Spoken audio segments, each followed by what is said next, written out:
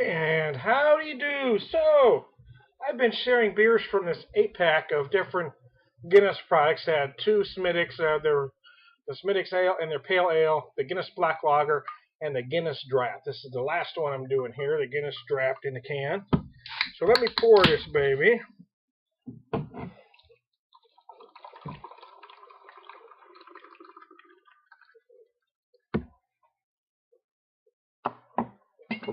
I'm having troubles there. Hold on a second. Bear with me while I try to get a picture here.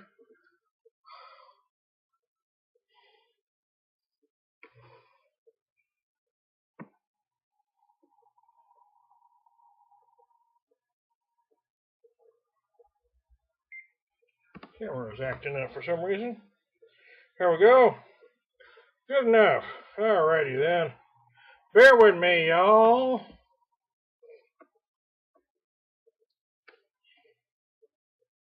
Oh yeah, here we go. So that pours, excuse me, that pours very nice. A beautiful creamy head. I am to understand that I believe this version of Guinness is 4.2%. Very creamy head. I'm using my Bud goblet. I hope nobody takes offense. I found it at a thrift store in Lebanon, Kentucky. Cost me 50 cents. What the hell? Budweiser, king of beers.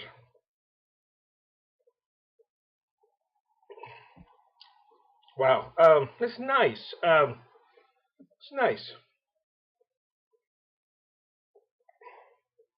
Some pleasant roasted barley notes. Kind of not as, I don't know, maybe medium body. There's not as much there as you might think. It's become kind of, almost mandatory these days for serious craft beer drinkers to really bag on Guinness and other Guinness products. It's mostly with the under 40 craft beer crowd, although there are some older that do it, and mostly because I think they're just trying to be hip like the youngsters. The truth is, I'm not going to talk bad about it, and here's why. In contemporaries my age or older, many won't do it either because Guinness, maybe not this Guinness Draft in the can, but Guinness Extra Stout in the bottles was really a lot of us our first experience with a stout. So we've got some sentimental attachment to the beer. And although at this stage in our craft beer lives, we've all had better, better, or maybe not. Let's okay. We all may have had better stouts or stouts we like better that have more body than the Guinness Extra Stout or the Guinness Draft in the can.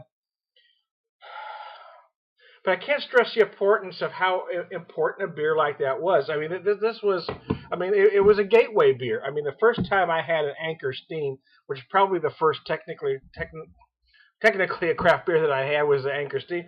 That made me know, we got a 6-pack, and maybe two of the bunch of us, decided that we liked it. And it was the same thing with the Guinness. I bought a 6-pack, and I was the only guy that liked it.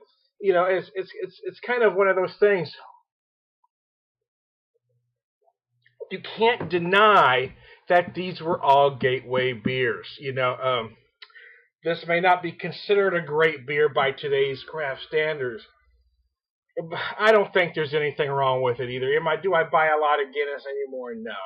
Every once in a while, I got sucked into this pack because I thought it was a nice pack. I wanted to try the 8 beers in there, and I'd never had the Smittix Pale before. None of the 4 beers, there's 4 different beers in there, may hit the outstanding, but all of them are very likable, and I don't think they're flawed in any way. They are what they are, man.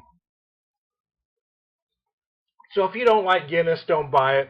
But I'm personally not going to talk bad about them because it was Guinness that made me. It was my first Guinness extra stout that made me realize that I wanted beer with more flavor. Now, I drank plenty of regular American lagers after that, but I was always on the search for something better after that very first Guinness. So, there you go. I'm not going to jump on that bandwagon and hammer them because maybe they're not one of the top anymore.